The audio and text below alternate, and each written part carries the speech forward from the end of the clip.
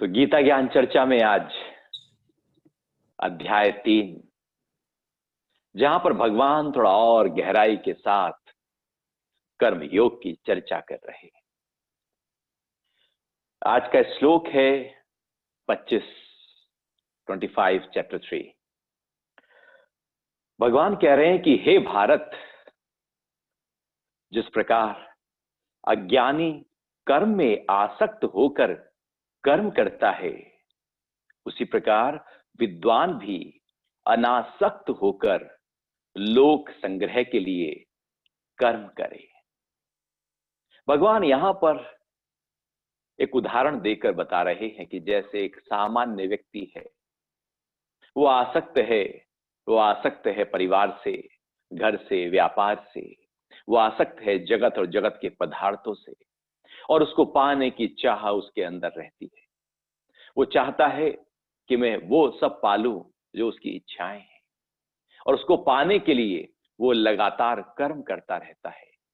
और उसके कर्म के साथ साथ उसके अंदर एक भाव रहता है कि मुझे इस कर्म से ये मिलेगा, ये फल मिलेगा, बड़ी गाड़ी मिलेगी, घर मिलेगा, पद मिलेगा, प्रमोशन मिलेगा।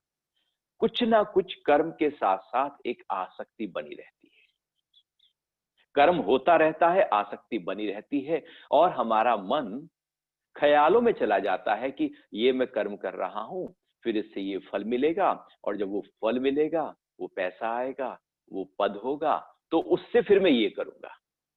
तो लगातार फल की आसक्ति लेकर हम कर्म करना शुरू कर देते हैं। तो कर्म हो रहा है आसक्ति से। और यदि देखा जाए तो सारे कर्म हमारे किसी ना किसी छोटी बड़ी दबी हुई उभरी हुई आसक्ति के कारण ही होते हैं। हो सकता है कि ऊपर ऊपर से हम कहें नहीं, इस पे तो मेरा कुछ भी नहीं है, लेकिन अंदर गहराई में जाकर देखा जाए तो हो सकता है कीर्ति हो सकता है कहीं धन का लालच हो सकता है कहीं मोह हो सकता है कोई लोभ हो। कर्म हो रहा है कुछ ना कुछ आसक्ति के कारण से, उसके फल के कारण से। और यदि हम देखें तो ऐसे ही सब कर्म भी कर रहे हैं। फिर प्रश्न उठता है कि भाई, यदि हम वो कर्म करेंगे और आसक्ति नहीं रखेंगे तो फिर कर्म कैसे करेंगे, क्यों करेंगे, फिर उसका फल भी कैसे आएगा? फल तो आएगा, आप कर्म कर रहे हो, फल जरूर आएगा। ऐसा हो नहीं सकता कर्म किया जाए और उसका फल ना आए। लेकिन उस कर्म करते हुए जब हमारी आसक्ति होती है, वो आसक्ति उस कर्म को दूषित कर देती है, और वही आसक्ति उस कर्म से हमें बांध देती है, और वह जो फल है वो हमारे चित्त में जाकर इकट्ठा हो जाता है। कर्म हो आसक्ति के साथ है तो दूषित है, आसक्ति के बिना है तो शुद्ध है। तो कर्म आसक्ति के साथ जैसे एक सामान्य व्यक्ति करता है, वो कर्म कर रहा है, पूरी आसक्ति के साथ कर रहा है। भगवान कह रहे हैं ऐसे ही जो विद्वान है, अनासक्त होकर कर्म करे, वैसे ही करे जैसे वो कर रहा है, ऐसे तुम भी अनासक्त होकर करो। एक आसक्ति से कर रहा है, एक अनासक्त होकर कर रहा है। कर्म दोनों का एक ही है, कर्म में कोई भी अंतर नहीं। देखने में लगेगा कि अरे दोनों तो खेती कर रहे हैं, लेकिन दोनों के अंदर के भाव बड़े महत्वपूर्ण होते हैं। भगवान उसी भाव की बात कर रहे हैं कि जब हम कर्म कोई कर रहे हैं तो उसके साथ साथ मेरा भाव होता कौन सा है, हम किस भाव में रहते हैं। कहीं ऐसा तो नहीं कि हम आसक्त हैं, मोहित हैं, काम क्रोध लोभ के कारण से कर्म कर रहे हैं, अहंकार से कर्म कर रहे हैं। या हो सकता है कि हमारा भाव बहुत ही शुद्ध हो, पवित्र हो। तो दोनों के कर्म एक जैसे ही होंगे, लेकिन भाव आसक्त है या अनासक्त ये महत्वपूर्ण है। आसक्त है तो बांध रहा है, अनासक्त है तो वही कर्म मुक्ति की तरफ लेकर जा रहा है। जब कर्म हो रहा हो अनासक्ति के भाव से तो कर्म योग बन जाता है, और जब कर्म हो रहा हो आसक्ति के भाव से तो कर्म बंधन बन जाता है। तो कर्म बंधन आसक्ति के आधार पर होता है, और कर्म योग अनासक्ति के आधार पर होता है। जैसे एक जगह पर मंदिर बन रहा था, बहुत ही विशाल मंदिर का निर्माण किया जा रहा था। बहुत सारे कारीगर वहां पर कार्य कर रहे थे। महीन पत्थर पर नक्काशी की जा रही थी, बड़ी शिलाओं को तोड़ा जा रहा था, आकार दिया जा रहा था, मूर्तियां बनाई जा रही थी। मंदिर के प्रांगण के चारों तरफ मूर्तियों का लगाने का एक भाव था। तो बहुत सारे मजदूर वहां पर लगे हुए थे। तो एक व्यक्ति ने पूछ लिया एक मजदूर से जो काम कर रहा था, भाई क्या कर रहे हो? वो आगंतुक था, वो बाहर से कहीं से आया था। तो क्या हो रहा है? तो उसने कहा, दिखता नहीं है, इतनी भरी दोपहर है, 2 बजे हुए हैं, तपती धूप है, पसीने पसीने हैं, लथबथ हैं और पत्थर तोड़ रहे हैं। तुझे दिखता नहीं है कि पत्थर तोड़ रहे हैं? इतना झल्ला के वो बोला, एकदम नाराजगी के साथ, इतना क्रोध के साथ, कि जैसे क्या पूछ लिया हो। तो व्यक्ति देखने लगा, आदमी को ये कैसे बात कर रहा है, किस तरह से, मतलब इसके अंदर कितना भरा हुआ होगा जो ये ऐसे बोल रहा है। और ऐसे ही होता है, हम कोई काम कर रहे हैं, कोई पूछ रहे, भाई क्या कर रहे हो, हम एकदम चिल्ला के बोलते हैं, दिखता नहीं तुझे, अंधा है तू। मतलब हमारा मन उस समय इतना क्रोध में है, वो क्रोध के कारण से एकदम वैसा प्रभाव आएगा। वो राहगीर जो आगंतुक था, वो थोड़ा आगे चल दिया और वहां दूसरे मजदूर से पूछ लिया उसने जाकर कि क्या कर रहे हो? तो उसने कहा, बाबूजी बस दिहाड़ी कर रहे हैं, काम कर रहे हैं, सुबह से लेकर रात तक, शाम को एक दिहाड़ी मिल जाएगी, घर पे जाएंगे, बीवी बच्चों को पेट पालेंगे, सामान लेकर जाएंगे और काम चलेगा। फिर कल को आएंगे, फिर काम करेंगे, धन मिलेगा, परिवार चलेगा। ऐसे चलता रहता है और ऐसे चलता आ रहा है। 20 साल हो गए हैं मुझे दिहाड़ी मजदूरी करते हुए। मैं तो 20 साल से ऐसे ही करता आ रहा हूँ, दिहाड़ी करता हूँ, पैसा मिल जाता है। और दिहाड़ी करता ही इसलिए हूँ कि पैसा मिले। तो पैसे के लिए दिहाड़ी करता हूँ, क्योंकि यदि पैसा ना हो तो घर कैसे चले। तो लगातार मेरे अंदर तो यही भाव है कि भैया पैसा मिलेगा। और काम भी इसलिए मैं अच्छा से अच्छा करता हूँ कि ऐसा ना हो कि जो मालिक है यहाँ का, जो मैनेजर है, जो हमारे ऊपर है, वो हमें हटा दे। तो काम मुझे करना पड़ता है, चूंकि पैसे चाहिए। तो आदमी आगे चल दिया थोड़ा, तीसरे से पूछ लिया, भाई क्या कर रहे हो? तो तीसरा बोलता है, भगवान का मंदिर बन रहा है, मैं भी कुछ अपनी सेवा दे रहा हूं, जो मेरे से हो सकता है वो मैं भगवान के मंदिर में सहयोग दे रहा हूं।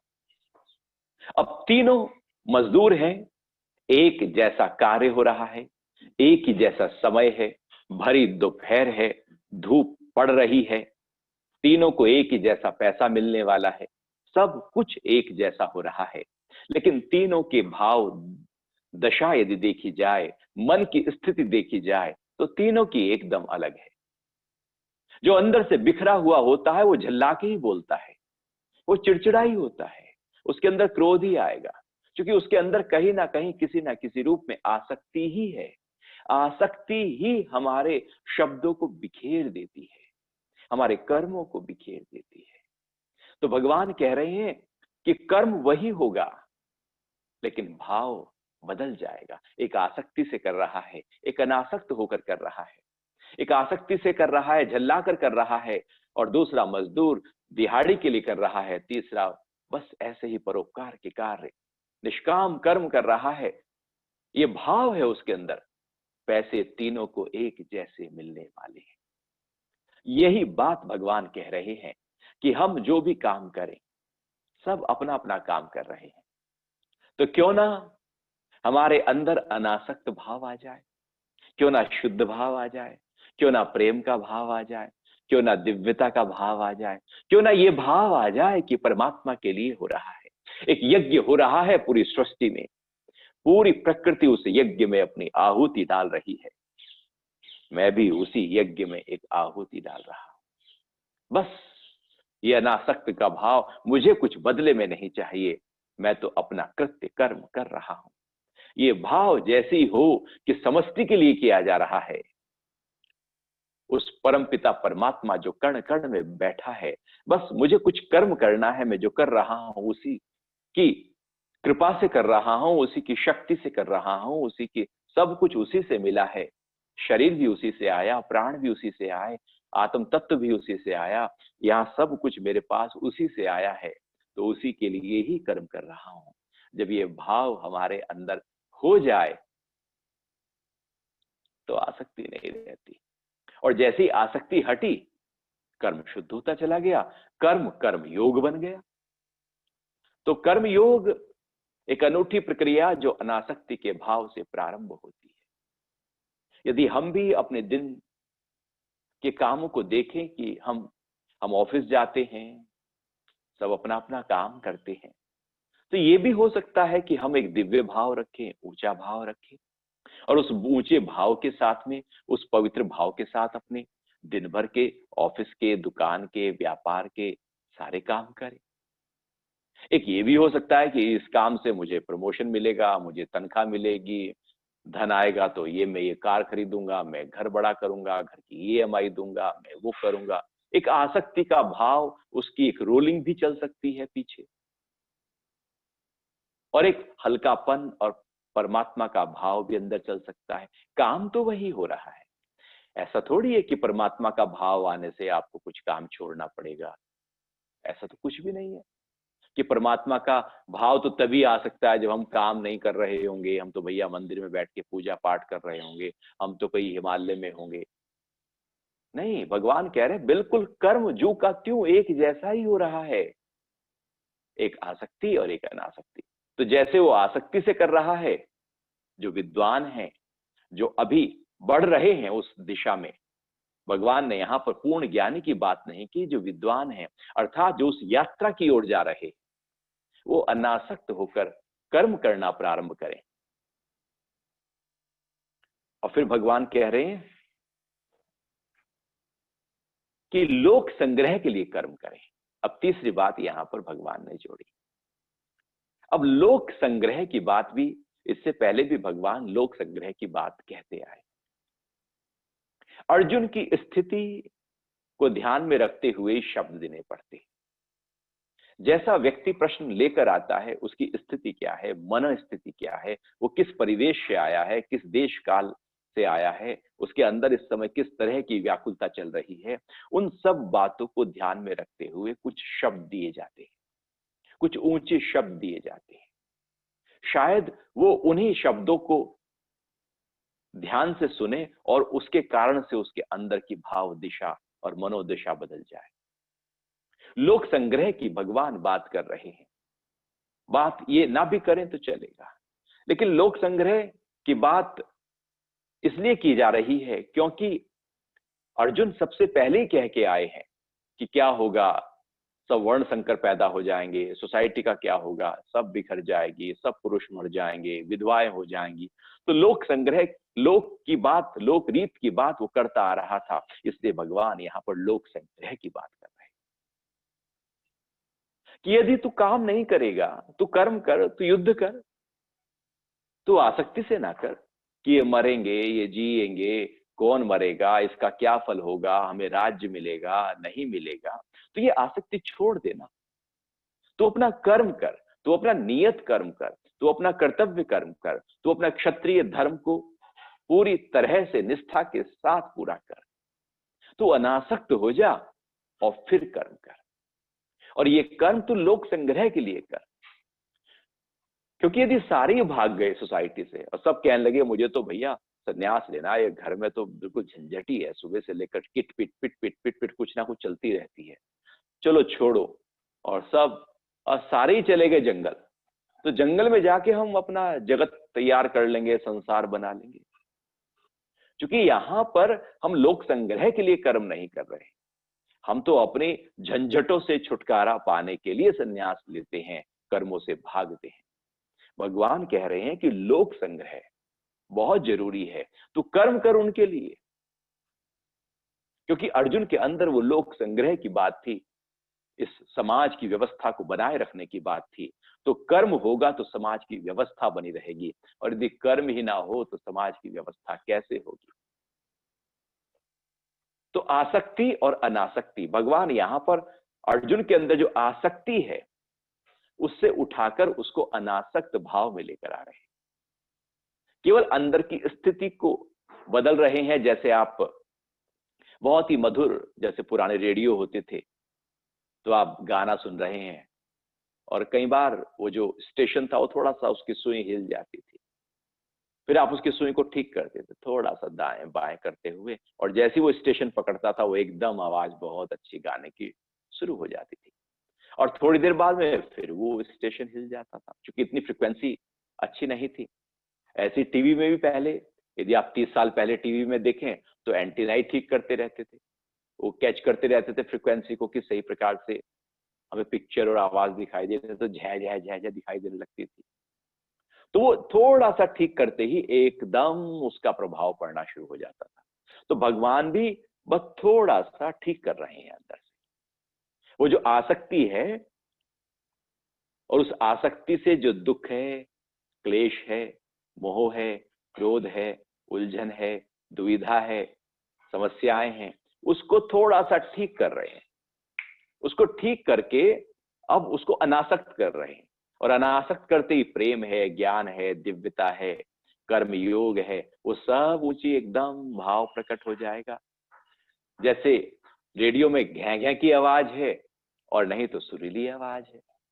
तो वो लोक संग्रह के लिए यदि हम कर्म कर रहे हैं, कर्म तो करना है, लेकिन दूसरों को हमारे अंदर की अवस्था का थोड़ी पता है। हमारी स्थिति तो बस हमें पता है, दूसरे को कैसे पता? उसे कैसे पता लगेगा कि ये आसक्त है या अनासक्त? हो सकता है हम ऊपर ऊपर से कह दें मैं तो अनासक्त हूं पूरी तरह से, मुझे दुकान परिवार व्यापार से कुछ मतलब नहीं, अनासक्त होकर मैं तो, लेकिन वो अंदर से क्या चल रहा है महत्वपूर्ण वो है। हमने क्या बोल दिया उससे कोई मतलब नहीं होता, मेरे अंदर खिटपिट कितनी चल रही है वो महत्वपूर्ण है। फिर भगवान थोड़ा और गहराई से आगे बता रहे हैं कि ज्ञानी पुरुष, श्लोक 26, सकाम कर्म में आसक्त अज्ञानियों की बुद्धि में भ्रम पैदा न करें, किंतु स्वयं शास्त्र विहित कर्म करता हुआ उनसे भी वैसे ही करावे।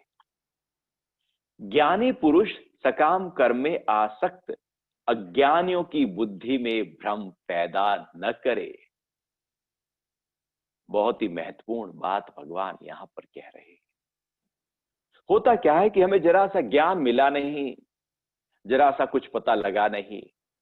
यदि हम आत्मा की बात, परमात्मा की बात और सांख्य की बात और विधेय मुक्त की बात और सदैव मुक्त की बात हम करने लगे, हम 5 कोश की बात करने लगे, हम ध्यान और ऊंची ऊंची बातें करने लगे, और फिर लगेगा अरे यही तो है, ये केवल बातें हैं हमारी। और फिर हम देखने लगेंगे उनको जो मंदिर जा रहे हैं, पूजा पाठ कर रहे हैं, जो यज्ञ हवन कर रहे हैं, जो माला फेर रहे हैं, जो ध्यान के लिए बैठे हैं, जो भक्ति भाव में हैं, जो भजन गा रहे हैं। तो जो ज्ञानी है वो कहने लगे अरे क्या बेवकूफ की बातें कर रहे हो, ऐसे कोई परमात्मा मिलता है? मंदिर जाने से परमात्मा थोड़ी मिलता है। वो मंदिर में जाने से परमात्मा मिलता तो पक्षियों को परमात्मा मिल चुका होता, गंगा में नहाने से मिलता तो मछलियां मुक्त हो चुकी होती। तो ऐसी बातें करेगा और वो उनकी बुद्धि में भ्रम पैदा कर देगा कि इससे कुछ नहीं होने वाला, परमात्मा ऐसे नहीं मिलने वाला, वो असीम शांति जो तुम्हें चाहिए ऐसे नहीं मिलेगी। ऐसे ही होता है, जरा सा ज्ञान आते ही हम कहते नहीं दूसरी और जितनी भी विधाएं हैं, अभ्यास हैं, वो सब बेकार है। अरे ध्यान में क्यों बैठे हो, ध्यान से क्या होगा? अरे ये भक्ति क्यों कर रहे हो, इससे क्या होगा? तो ज्ञान आते ही, जैसे चूंकि ज्ञान बड़ा ऊंचा है और ज्ञान के साथ अहंकार बहुत जल्दी आता है। वो अहंकार बस अपनी चीज को ही बड़ा बताता है, वो कहता है कि यही ज्ञान जो है मेरा, बस यही सर्वोपरि है, और तुम सब तो बेकार में कहाँ जन्म मरण में फंसे हुए, तुम्हारी तो बुद्धि बिल्कुल निकृष्ट है। और व्यक्ति इस तरह से कहने लगता है कि तुम ये क्या कर रहे हो। यदि वो मंदिर जा रहा है तो हम, वो ज्ञानी जो है कहने लगता है क्यों मंदिर जा रहे हो, बैठो सत्संग करो, उससे क्या होगा? तो उनकी बुद्धि में भ्रम पैदा हो जाएगा। वो भ्रम ऐसे पैदा हो जाएगा कि अरे पता नहीं, मैं तो मंदिर जा रहा हूँ, सब जाते आए हैं, परंपरा में है, सब लोग जा रहे हैं, लेकिन ये कह रहा है कि इससे तो कुछ होगा नहीं, और आज तक मैंने देखा कुछ हुआ भी नहीं खास। मैं तो जाता हूँ, कुछ मांग के आ जाता हूँ, कभी कुछ मिलता भी है, कभी कुछ नहीं भी मिलता, पता नहीं शायद मैं गलत कर तो नहीं रहा हूँ। और इसी गलत के कारण से व्यक्ति फिर कहते हैं कि हो सकता है कि ये हनुमान जी के मंदिर मैं जाकर मेरी मुराद पूरी नहीं हुई तो वो फिर मंदिर बदल लेता है, वो फिर देवता बदल लेता है, और फिर वहां जाकर मुराद पूरी, और यदि मुराद पूरी होगी तो सब जगह कह देता है वो वाला मंदिर जो है ना वो बड़ा इष्ट है, बहुत ज्यादा वहां पर सिद्धि प्राप्त हो सकती है, या यूं कहें वहां पर जो आप चाहते हो वो सब इच्छा पूर्ति होगी, वो मंदिर बड़ा। अब ये हमारे अंदर एक भ्रम हो गया कि कहीं जा रहे थे, ज्ञानी ने कहा नहीं, तो इस तरह से भ्रम जो है वो बहुत ज्यादा फैलाया जाता है, क्योंकि ज्ञानी का अहंकार इतना बड़ा होता है, इतना बड़ा होता है, वो खुद ही उस अहंकार में उलझ जाता है, और वो हमेशा जब दूसरे को देखता है तो उसी अहंकार के नजरिए से देखता है जो उसने ज्ञान इकट्ठा किया है, और उसी नजरिए के आधार पर वो दूसरों की बुद्धि में भ्रम पैदा करने लगता है, और उनको कहने लगता है तो निकृष्ट है, ये तो बेकार है, इन्हें क्या पता ज्ञान किसे कहते हैं, इन्हें क्या पता आत्मा परमात्मा क्या होती है। वो अपने को बड़ा बनाने लगते हैं और उनकी बुद्धि में भ्रम पैदा कर देते हैं, और जहां पर वो जुड़े हुए थे, कहीं तो जुड़ा है ना व्यक्ति, भले ठीक है वो ज्ञानी है, ज्ञानी का मतलब है जिसको आत्म का ज्ञान हुआ है वो ज्ञानी है, नहीं तो सारे अज्ञानी है। और अज्ञानी का मतलब है जिसको उसका पता नहीं है, वो केवल जगत के प्रपंच में है, उसको अज्ञानी अध्यात्म के दृष्टिकोण से कहा है। आत्मा का ज्ञान हो जाना ज्ञानी है, और यदि उसका ज्ञान, उसका अनुभव 24/7 नहीं है तो हम अज्ञानी की श्रेणी में आते हैं। तो जो ज्ञान की स्थिति है यदि हमें प्राप्त हो, तो यदि घर में और लोग पूजा पाठ कर रहे हैं, वो सब अपने अपने काम, कोई जो भी कर रहा है, उनकी बुद्धि में हमें भ्रम पैदा नहीं करना चाहिए। यदि हमने उनकी बुद्धि में भ्रम पैदा किया तो वो ठीक नहीं। भगवान कह रहे हैं यदि तुमने बुद्धि में किसी की भ्रम पैदा किया है तो ठीक नहीं है। तो भ्रम पैदा करने से बहुत ज्यादा विचलितता पैदा हो जाती है, और जब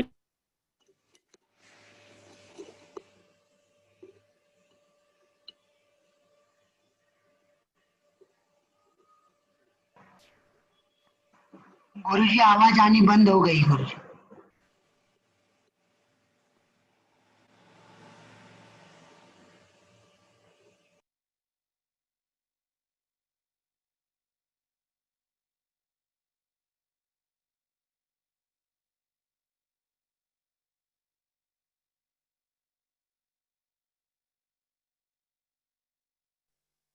तो ज्ञान की स्थिति यदि थोड़ी सी भी किसी भी कारण से प्राप्त हो तो उसका अहंकार न करे, और इस तरह से किसी की बुद्धि में भ्रम पैदा न करे, किंतु स्वयं शास्त्र विहित कर्म करता हुआ उनसे भी वैसे ही करावे। यदि वो मंदिर जा रहे हैं तो उनको मंदिर जाने का सही तरीका बताए, शास्त्र विहित टेक्निक क्या हो सकती है, किस तरह से पूजा पाठ की जा सकती है, उसको और इंप्रूव करने की कोशिश करे, उनकी बुद्धि में भ्रम पैदा ना करे, बल्कि उनके अंदर जो आस्था श्रद्धा कहीं पर टिकी हुई है, उस आस्था और श्रद्धा को और ज्यादा मजबूती प्रदान करे। तो ये मजबूती प्रदान करने की प्रक्रिया बड़ी महत्वपूर्ण है, इससे सोसाइटी जो है वो बहुत ज्यादा निखर कर आती है। नहीं तो यदि मैं बड़ा हूं और तुम छोटे हो तो फिर बात खत्म हो गई, फिर तो घर में बड़ा विद्रोह हो जाता है। ऐसे ही होता है, वो घर में, एक घर में 4 लोग हैं और चारों ने अपने 4 अलग अलग गुरु किए हुए हैं, और चारों कहते हैं मेरा गुरु बेटर और मेरा गुरु अच्छा, मेरे गुरु का ज्ञान ये है, मेरे गुरु का ज्ञान ये है, और एक दूसरे को दबाने लगते हैं, क्योंकि वहां अहंकार बोल रहा है। भगवान कह रहे हैं यहां पर कि जो जैसा कर रहा है उसको वैसा करने दो, जो जहां टिका है उसको वहां टिकने दो, जिसकी श्रद्धा जहां, आस्था जहां पर लग गई है उसको लग जाने दो। हमारा काम यह है कि उसकी आस्था को, उसकी श्रद्धा को और ताकत दें, और मजबूती दें, और सिंचन करें। जितना सिंचन करते जाओगे हमारे अंदर का भाव उतना शुद्ध होता चला जाएगा।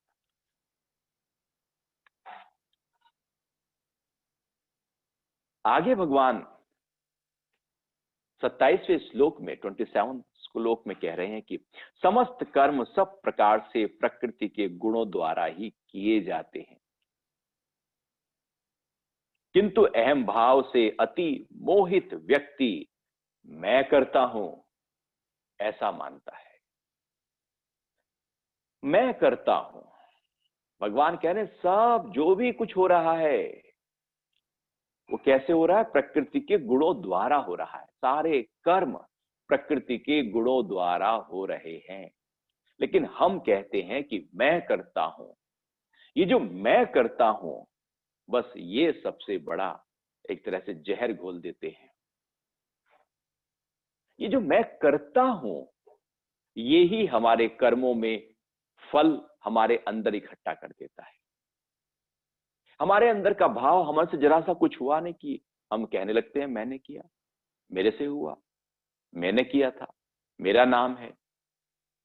कोई आकर यदि आपने कोई काम करके रखा और कोई आकर कहने लगे कि ये काम मैंने किया, तो आप एकदम बोलोगे नहीं नहीं मैंने किया है। तो वो मैं जो है इतनी पड़ी है, इतनी पड़ी है, कोई भी काम करते ही उसपे मैं का ठप्पा हम लगा देते हैं। एकदम जैसे मोहर लगा दी अपने, कोई भी काम किया मैं ठप्पा लगा दिया। झाड़ू भी लगाई घर में तो ठप्पा लगा दिया और सबसे कह देंगे आज मैंने झाड़ू लगाई, आज मैंने ये साफ किया। तो इतना कर्ता भाव, इतना अहंकार हमारे अंदर पड़ा है, वो अहंकार बार बार निकलता रहता है, निकलता रहता है। वो अहंकार ऐसे ही है, हो रहा है पूरी प्रकृति में सारे कर्म अपने आप। मेरे 3 गुण जो पूरी प्रकृति में है, मेरे अंदर भी हैं, वो 3 गुण हमसे करा रहे हैं। हम कह रहे हैं मैं करता हूं। रात को तमगुण बढ़ता है तो नींद आ जाती है, हम कहते हैं मैं सोता हूं। सुबह को सतोगुण बढ़ता है तो आंख खुल जाती है, आप कहते हो मेरी आंख खुल गई। फिर आप रजोगुण बढ़ता है तो आप गति करने लगते हो, आप कहते हो मैं तो दिन भर काम करता हूं। अब वो रजोगुण के कारण से हम काम करते हैं, हमें लगता है कि मैं कर रहा हूं। हम केवल काम की दिशा देते हैं, आपकी इच्छाओं के अनुसार, वासनाओं के अनुसार काम को किस तरह से गति देनी है। लेकिन काम करने की जो सामर्थ्य है, शक्ति है, जो कर्म हो रहे हैं, वो कहां से हो रहे हैं? वो 3 गुणों के आधार पर हो रहे हैं। 3 गुण हमसे सारे कर्म करवा रहे हैं। यदि वो 3 गुण ना हो तो हम कुछ भी नहीं कर सकते। हम उन 3 गुणों के कारण जो कर्म हो रहा है उस पे केवल ठप्पा लगाते जाते हैं, ठप्पा लगाते जाते हैं, और यही ठप्पा हमारे संस्कार बना देता है। यही ठप्पा हमारे चित्त में बहुत कुछ इकट्ठा कर देता है और हमारा चित्त भारी होने लगता है। भोग जो सारे के सारे संचित कर्मा हैं, वो इसी ठप्पे के कारण से पैदा हुए हैं। सारे कर्म के फल इसी ठप्पे के कारण से पैदा हुए हैं। आपकी कोशिश होनी चाहिए कि कर्ता मैं हूं, इस भाव को डिसॉल्व हो। वो ऐसी है ना जैसे छिपकली बैठी थी महल की छत के ऊपर और बस बैठी है उल्टी ऐसे। 1 दिन हो गया, 2 दिन हो गए, वो बैठी है और छिपकलियां उसे बुलाने आई, अरे चल घूम के आते हैं। तो छिपकली बोलती है अरे मैं इस छत से हटी तो ये छत गिर जाएगी, संभाली है मैंने इसको, सारी ताकत लगा रखी है, मैंने अपने चारों पैरों की ताकत इस छत पे दे रखी है, ऊपर से लगातार कसकर ताकत दी हुई है। जहां मैं हटी ये तो छत गिर जाएगी। अब ये छिपकली का जो कर्ता भाव है ये जबरदस्ती का है। वो छत तो अपने आप खड़ी है, टिकी है, छिपकली ना भी हो तो भी, है तो भी, वो तो है ही है। लेकिन कर्ता भाव क्या कहता है? मैंने किया। वो कर्ता भाव कह रहा है कि मैंने किया, मैंने किया नहीं, केवल मैंने कहा। जैसे वो था ना, वो बैलगाड़ी जा रही थी और नीचे कुत्ता था और कुत्ता ऐसा सोचने लगा अरे इस बैलगाड़ी को तो मैं खींच रहा हूं, मैं खींच रहा हूं इस बैलगाड़ी को, कितना सामान रखा हुआ है, लगातार मैं ही खींचे चला जा रहा हूं। एक अहंकार व्यक्ति के अंदर ऐसे ही होता है। बैलगाड़ी खुद चल रही है, बैल खींच रहा है, कुत्ते को लग रहा है मैं खींच रहा हूं। बैलगाड़ी रुक गई, कुछ देर के लिए रुकी रही, कुत्ता नीचे पड़ा रहा, सो गया। बैलगाड़ी धीरे से आगे निकल गई। कुत्ते के ऊपर जैसे ही धूप पड़ी तो उसका अहंकार टूटा कि अरे बैलगाड़ी तो मुझे लग रहा था मैं चला रहा हूं, मैं नहीं चला रहा हूं, मेरे द्वारा होता है, मैं नहीं करता हूं। हमें लगता है कि मैं करता हूं, वो मैं जो करता हूं उसके कारण से ही सारी गड़बड़ी है। वो गधे के ऊपर गांव में नवदुर्गा की पूजा थी, मूर्ति स्थापना का समय था, तो पूरे गांव में एक गधे के ऊपर मां दुर्गा की मूर्ति को रखकर ढोल नगाड़ों के साथ में घुमाया जा रहा था, सब लोग उसको, जो मूर्ति थी, आदर सत्कार कर रहे थे, भोजन दे रहे थे, जो हो सकता है प्रसाद दे रहे थे, कुछ लोग फूल डाल रहे थे, कुछ लोग माला पहना रहे थे। पूरे गांव में यही सिलसिला चलता रहा। जो गधा था, क्योंकि मूर्ति को भी माला पहनाए तो गधे को भी पहना दे, ये परंपरा ऐसी ही होती है ना। तो गधे को भी माला पहनाई गई, गधे को भी कुछ लड्डू खिला दिया गया, मूर्ति को भी लड्डू चढ़ाया गया। तो गधे को लगने के लगा, वाह आज तो क्या बात है, चारों तरफ मेरी ख्याति हो रही है, मेरा मान सम्मान हो रहा है, आज तो सारी मालाएं पहनाई जा रही हैं, पूरा गांव मेरे आओ भगत में है, स्वागत में है, आज तो सब खीर पूड़ी मिल रही है। अहंकार आ गया, उसे लगा कि मेरी हो रही है। तो अहंकार जब व्यक्ति को होता है ना, वो थोड़ा अकड़ता है। अहंकारी व्यक्ति अकड़ा अकड़ा घूमता है। जो नम्र होता है वो शांत होता है, ठहरा हुआ होता है। उसकी चाल में, उसकी हाव में, उसके भाव में, उसके शब्दों में पता लग जाता है कि ये नम्र है या अहंकारी है। चिल्ला के बोलना, जोर से बोलना, बिखरे शब्द बोलना, अकड़ के चलना, अपने को ही बड़ा मानना, सबको छोटा मानना अहंकार की निशानी होता है। गधे को भी अहंकार हो गया और उसने अपनी कमर को थोड़ा सा सीधा किया नहीं कि वो मूर्ति ऊपर से उसके जो कमर पे रखी थी वो गिर गई। तो लोगों ने कहा ये तो अपशगुन हो गया, ये तो स्थापना से पहले ही अपशगुन हो गया, ये गधे ने किया है। सबने लठ निकाला और गधे को दे दनादन, दे दनादन। वो गधे की खूब पिटाई हुई, उसका सारा अहंकार निकल गया। वो पूजा हो रही है मूर्ति की, हमें लग रहा है कि मेरी हो रही है, सम्मान हो रहा है मूर्ति का, गधे को लगने लगा कि मेरा हो रहा है। असलियत में सब कुछ परमात्मा का हो रहा है, परमात्मा से हो रहा है। हमें लगता है कि मैंने किया है और मैं करता हूं, इसका ठप्पा हम लगा के रखते हैं। ये कर्तापना का और कर्तापना कुछ होता नहीं है, बस एक अनुभूति है, एक फॉल्स है, एक बस है कि बस मैंने किया। अच्छा, आपने यदि किया, कुछ भी किया, एक व्यक्ति ने एक दुकान बनाई, उसने कहा मैंने किया, देखो मैंने, वो कितने दिन चलने वाली है? समष्टि के नजरिए से वो दुकान कितने दिन चलने वाली है? 1 साल, 2 साल, 5 साल, 10 साल, 20 साल, 100 साल बाद तो सब खत्म हो जाएगा। जो बड़े से बड़े काम भी किए गए हैं, कुछ सालों बाद तो सब खत्म हो जाएंगे। ये तो ऐसे ही है कि पानी बह रहा था और हमने उस पर एकदम लकीर मारी, ऐसे लाठी से लकीर मारी, तो जो लकीर पानी 2 भागों में बटा, क्योंकि बीच में लाठी मारी थी, वो कितनी देर के लिए बटा? वो थोड़ी देर के लिए 2 भागों में विभक्त हुआ, उसके बाद वो पानी एक हो गया। हमें लगा मैंने पानी को अलग कर दिया, लेकिन पानी तो फिर एक हो गया। हमें लगता है कि मैंने कुछ किया। ऐसे न जाने कितने राजाओं को आज तक लगा होगा, हजारों सालों से। यदि आज देखे तो वो सब खत्म है। वो जो कर्तापना था वो ज्यादा समय के लिए रहता नहीं है, क्योंकि वो सब फॉल्स है, वो जबरदस्ती का है, वो है नहीं, थोपा गया है, मन में रखा गया है कि मेरे से कुछ हो रहा है। सब मिट जाने वाला है। सब ऐसे ही है कि जैसे समुद्र के किनारे घर बनाए गए हों रेत के, सब मिट जाएंगे। हम जबरदस्ती कर्तापने के कारण से अपने कर्मों को अशुद्ध कर लेते हैं, अपने भाव को दूषित कर लेते हैं, अपने विचारों को दूषित कर लेते हैं। भगवान कह रहे हैं ये जबरदस्ती मैं करता हूं, जबकि 3 गुण से हो रहा है। मैं कर नहीं रहा हूं, मेरे से हो रहा है। जो मेरे से हो रहा, जब ये पक्का कर लो कि ये मेरे से हो रहा है। करते हो आप प्रभु जी, मेरा नाम हो रहा है। प्रभु आपकी कृपा से सब काम हो रहा है। ये भाव जब अंदर जग जाए कि जो अंदर गुण उठेगा वैसा कर्म मेरे से होगा।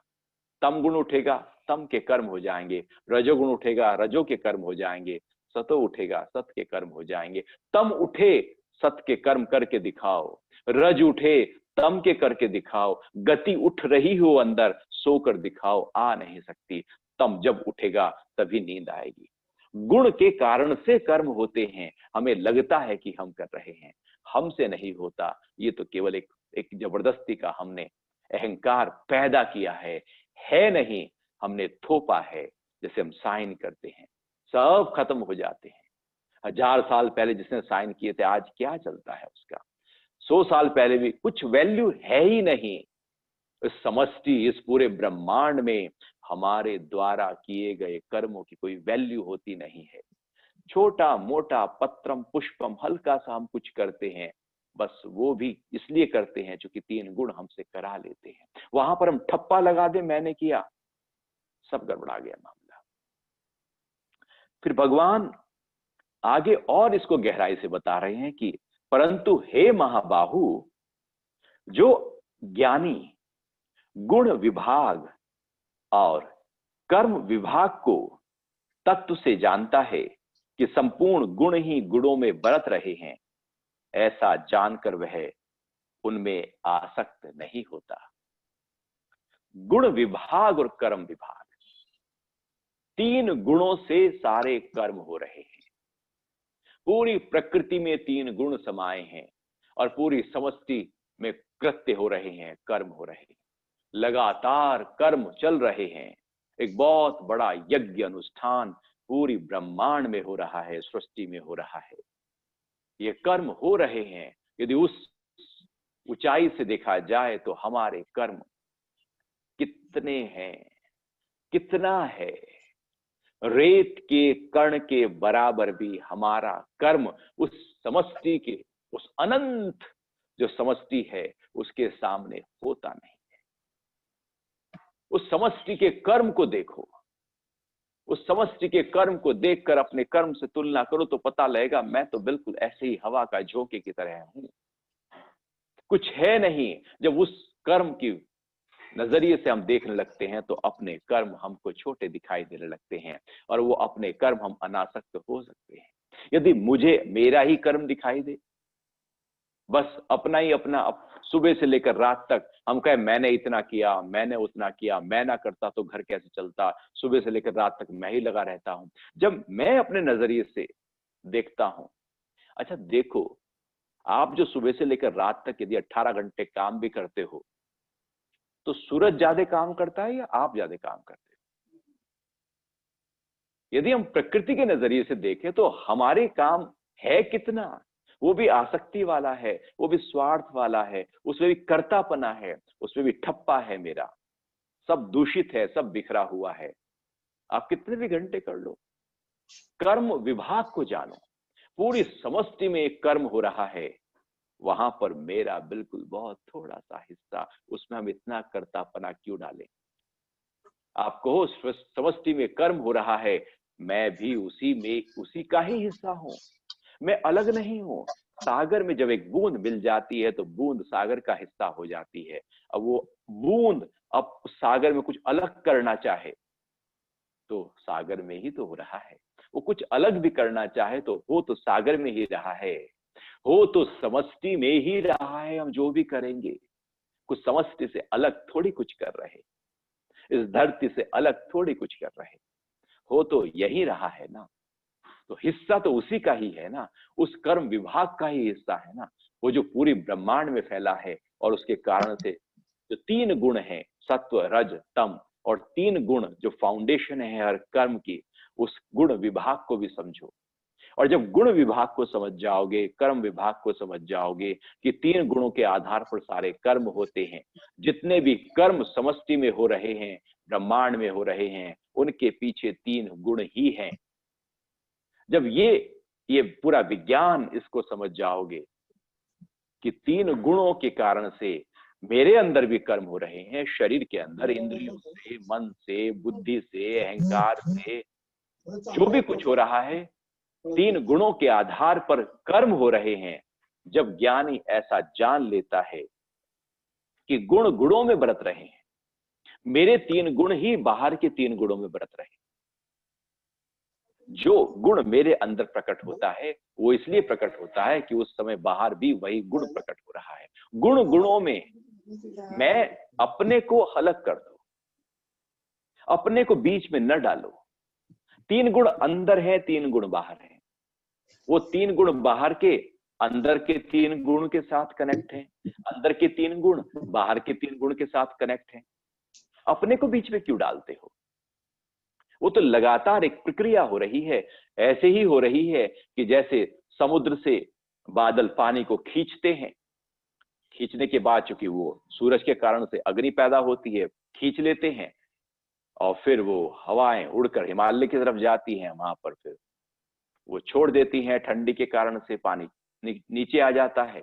तो ये प्रक्रिया है। अब उसमें आप कहो कि मैं कुछ कर रहा हूं, ये तो लगातार एक सृष्टि क्रम है जो चल रहा है। ऐसे ही जानना है कि तीन गुण तीन गुणों में बरत रहे हैं, पूरे ब्रह्मांड में, पूरी समष्टि में तीन गुण ही तीन गुणों में बरत रहे हैं। हम हो ना हो, हम ना भी रहेंगे तब भी ऐसे ही चलता रहेगा, हम होंगे तब भी ऐसे ही चलता रहेगा। यदि हम देखें तो इस धरती पे यदि हम ना होते तो इस धरती का क्या बिगड़ जाता, क्या कमी पड़ जाती, क्या यहाँ हवाएं ना चलती, सूरज ना निकलता, चांद ना होता, तारे ना होते, धरती कुछ घूमना गलत गलत दिशा में घूमना शुरू कर देती। हमारे अंदर कुछ ऐसी गलत फहमियां हैं कि हमसे ही सब कुछ होता है। कुछ होता नहीं है हमसे, हम जबरदस्ती उसको कहते हैं कि मैंने किया है। जो होना है तीन गुणों के आधार पर वैसा हो जाता है। तुम नहीं करोगे, कोई और करेगा, कोई और नहीं करेगा, कोई और करेगा। यहां नहीं होगा, कहीं और होगा, इस देश में नहीं होगा, किसी और जगह हो जाएगा। वो होगा ही होगा, क्योंकि तीन गुण तीन गुणों में बरतते रहते हैं, बरतते रहते हैं। मैं कुछ नहीं करता, गुण ही गुणों में बरतते हैं। हमने अपने आप को माइनस कर लिया, अपने आप को हटा लिया, अपने कर्तापने को हटा लिया, अपने अहंकार को हटा लिया। और जैसे ही हमने अहंकार को हटाया, उस कर्ता भाव को हटाया, हम आत्म भाव में आ गए। ये कर्तापना कि मैं करता हूं, ये मुझे बाहर की तरफ रखे रखता है, लगातार बाहर की तरफ। और आप देखना, बढ़ती उम्र के साथ व्यक्ति अपने कामों को गिनाने लगते हैं। मैंने ये किया, मैंने वो किया, एक बहुत लंबी लिस्ट अपने बायोडाटा की बना लेते हैं। ऐसे ही वो गुरु के पास में शिष्य पहुंचा कि गुरुजी आपसे मिलना है।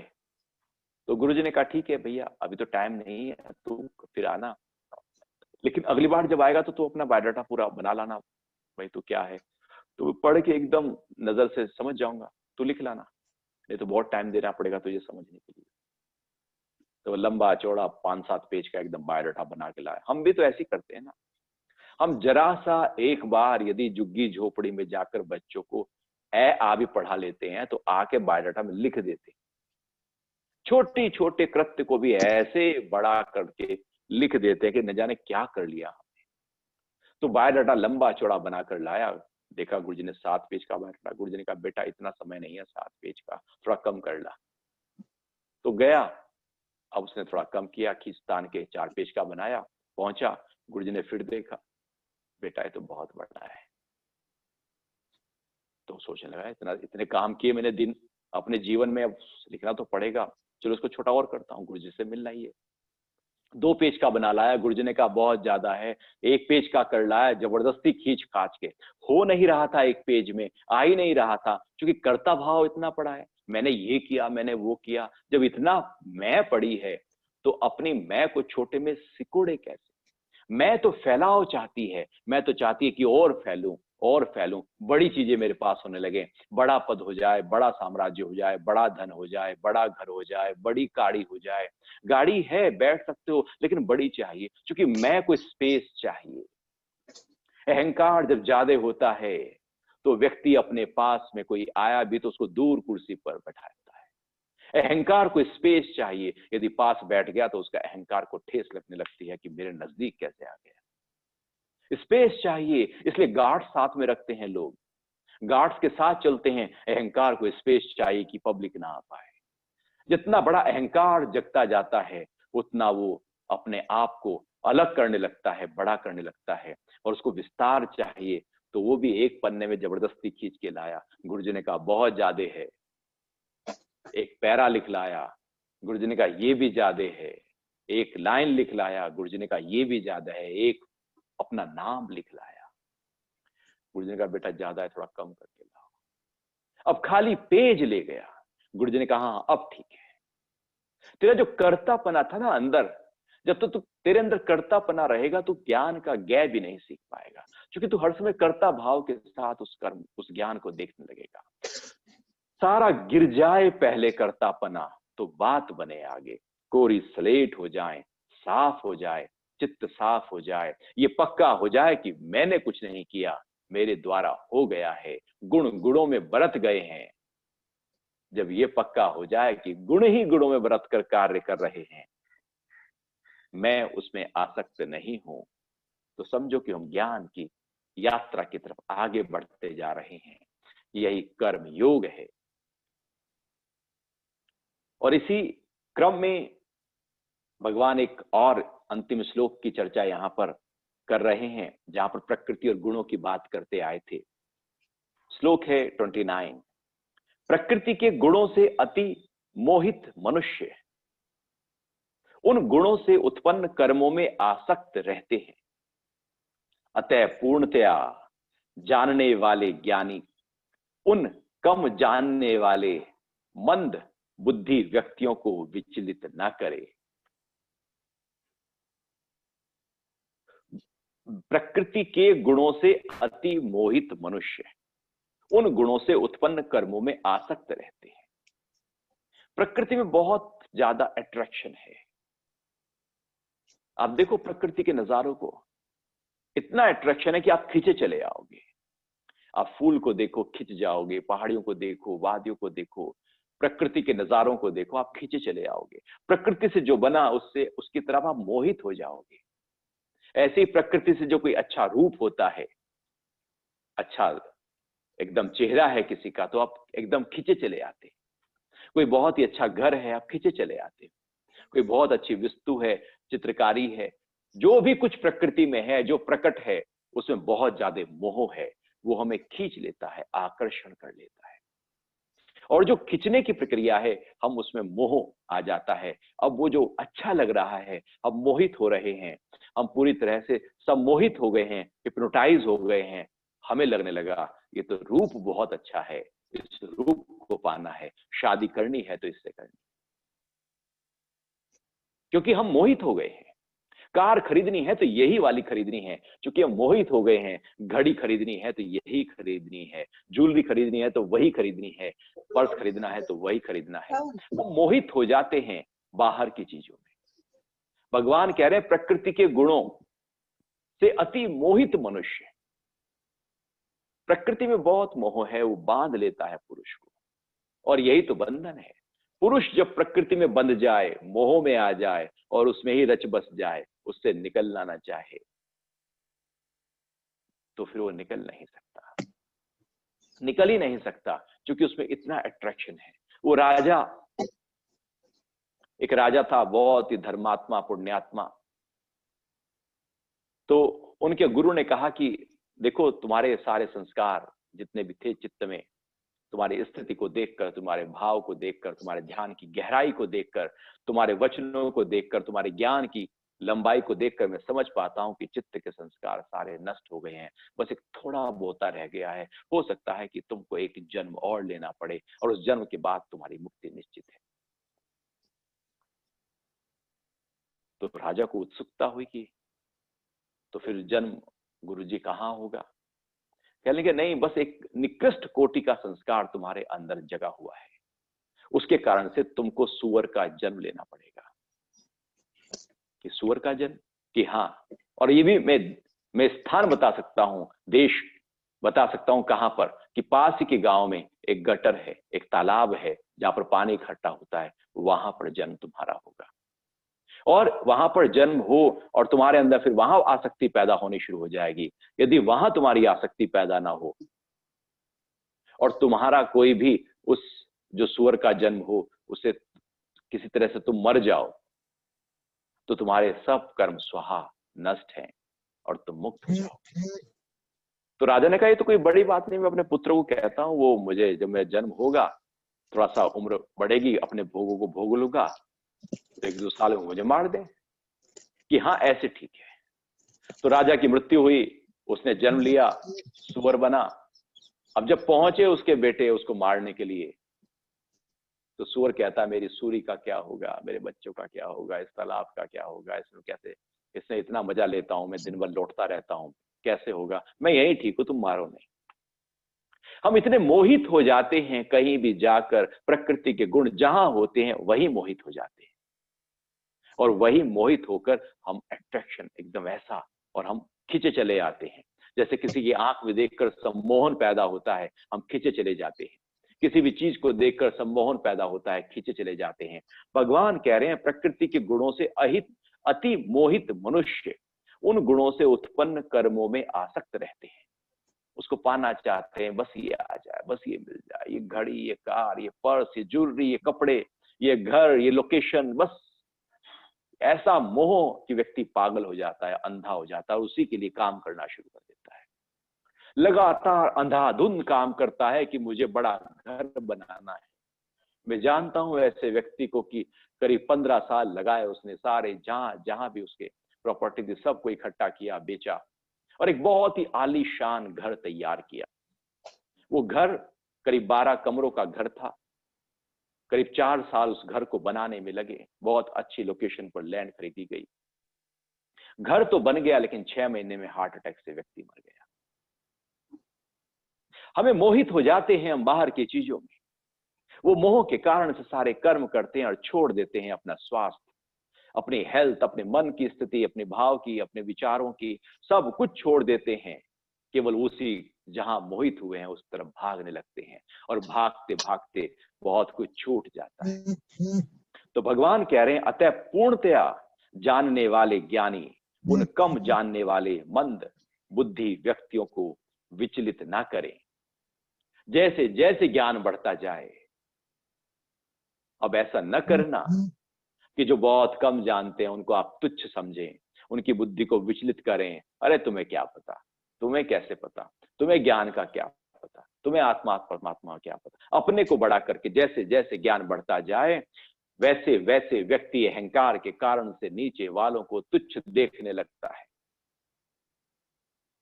वो विद्वान ही कहता है कि इन्हें क्या पता, ये तो शूद्र है, ये किसे क्या पता है। तो वो जो मंद बुद्धि है, जिसकी बुद्धि अर्थात आत्म भाव की तरफ गति नहीं कर रही है, जिसकी जगत में बुद्धि है, वो सब मंद बुद्धि है। जगत में बहती हुई बुद्धि मंद बुद्धि कहलाती है। तो जिसकी जो जगत में है पूरी तरह से, उनको विचलित ना करे, उनको डिस्टर्ब ना करे, उनको अपने जीवन में जैसे वो जी रहे हैं उनको वैसे जीने दें, वो उसमें खुश हैं। वो आपके पास आए ज्ञान लेने के लिए तो देना, वो नतमस्तक हो तो देना, जबरदस्ती जाकर सलाह न दे आना ज्ञान से भरी हुई।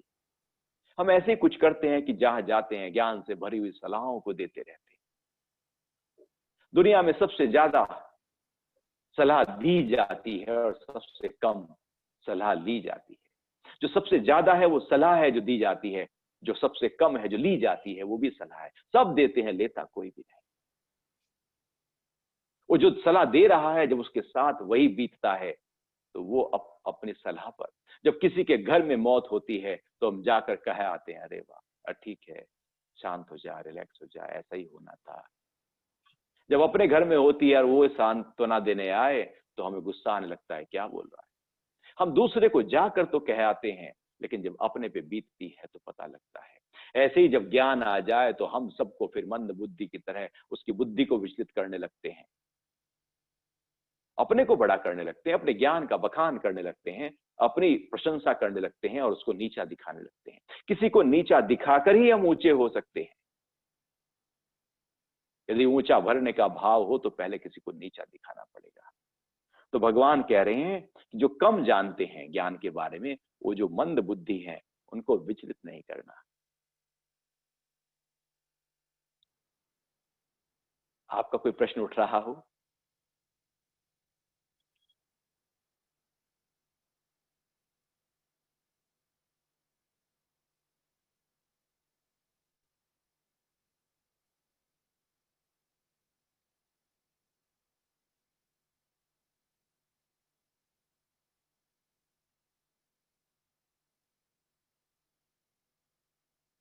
गुरुजी आवाज गई।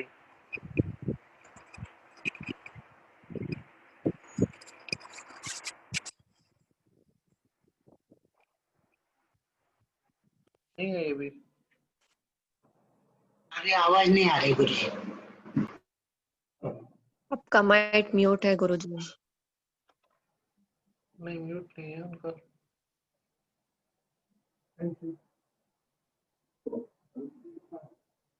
आपने कम से कम की तो सही।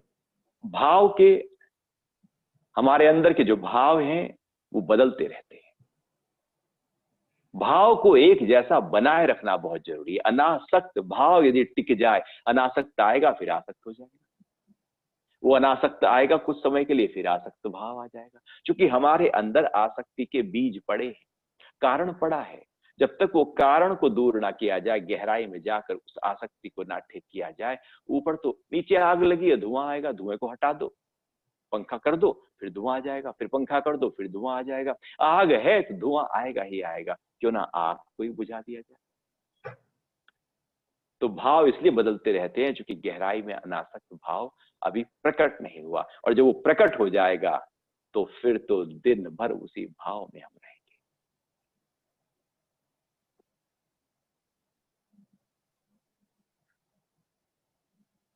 जी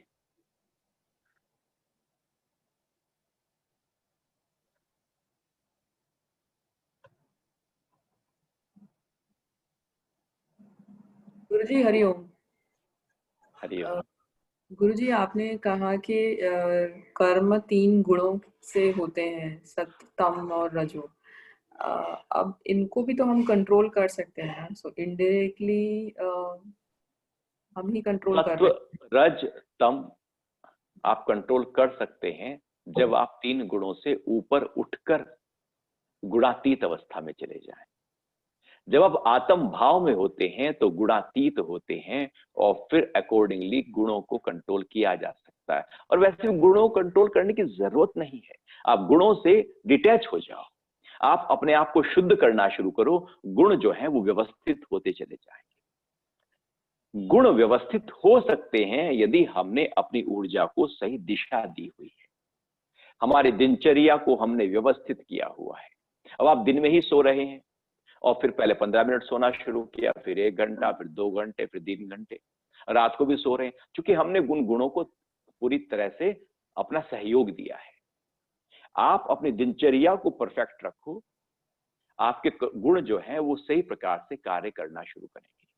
गुणों को कंट्रोल किया नहीं जा सकता, करोगे भी तो वो विरोध की अवस्था हो जाएगी, प्रकृति के नियम के विरुद्ध कुछ हो जाएगा। आप उस ऊर्जा को सही दिशा दो। पीछे से बहती हुई ऊर्जा जो मन के भाव, बुद्धि के विचार और हमारे अंदर की स्थिति के आधार पर बह रही है, तो हमारे गुण भी उसी अनुरूप गति करना शुरू कर देंगे। गुण जो है वो प्राण के आधार पर उसी अनुरूप गति करना शुरू कर देते हैं।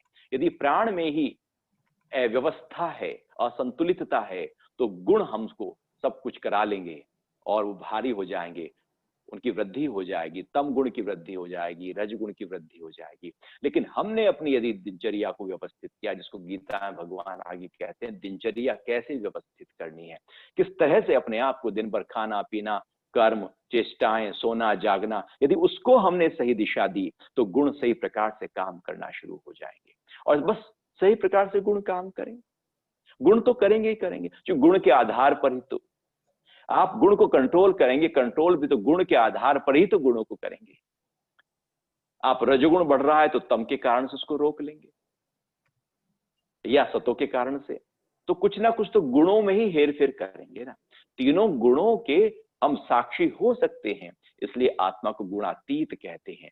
जब हम आत्म भाव में होते हैं, जैसे आप ध्यान की ऊंची गहराई में बैठे हो, तो सारी गति शरीर की रुक जाती है, मन की रुक जाती है, अर्थात रजोगुण कंट्रोल हो गया।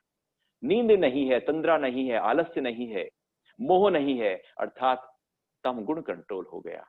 और ऊंचा भाव भी नहीं है, अर्थात चूंकि वहां पर ऊर्ध्व गति भी नहीं है, चूंकि आप ध्यान की गहराई में है, तो सत्वगुण भी कंट्रोल हो गया। तीनों एकाग्र अवस्था पैदा हो गई है, तीनों गुणों से हम ऊपर उठ गए हैं। तो तीनों गुणों से ऊपर हम ध्यान की गहराई में उठ सकते हैं। लेकिन हम गति कर रहे हैं, एक्टिविटी कर रहे हैं, तो फिर हम रजोगुण में ही रहकर रजोगुण से कैसे ऊपर उठ सकते हैं? हम नहीं उठ सकते। हाँ, साधना के माध्यम से 3 गुण से ऊपर उठ सकते हैं, फिर 3 गुणों का प्रभाव हम पर नहीं होगा और हमें जान लेंगे कि सब कुछ 3 गुणों से हो रहा है, मेरा इसमें कुछ भी नहीं। तो ये प्रैक्टिस धीरे धीरे हम करते जा सकते हैं। जी।